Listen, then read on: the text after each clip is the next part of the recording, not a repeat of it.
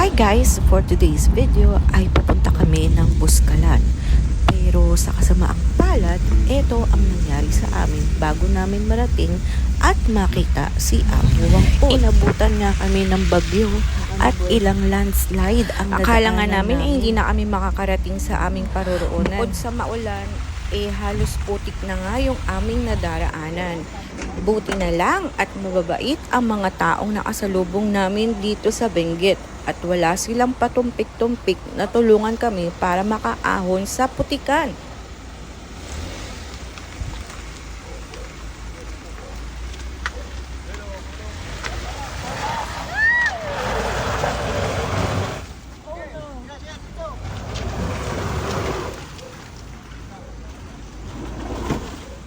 Ayan na.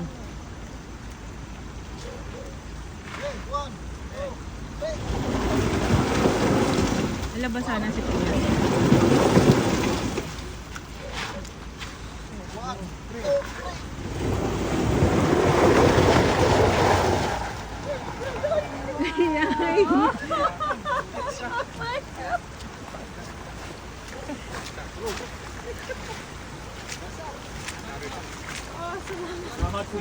Thank you po, Kuya. Salamat po.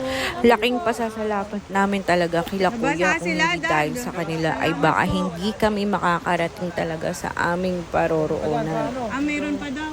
Pero matigas man nun. Oh, thank you po ah. Thank you po. Salamat po, salamat. Thank you, Kuya. Thank you po. Are we up against some more of that?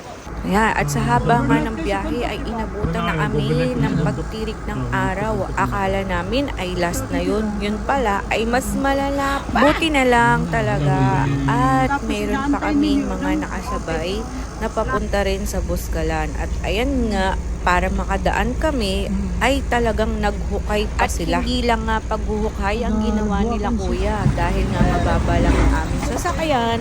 Ayan, at tinulak pa nila kami. Kaya sobra-sobra talaga ang aming pasasalamat sa mga tao na dahil sa kanila ay hindi namin talaga mararating ang Buskalan at makikilala at muli si po, Apo thank you Wangpo. po ulit sa mga taong tumulong sa akin. At God bless po sa inyong lahat. Hanggang dito na lang. Bye!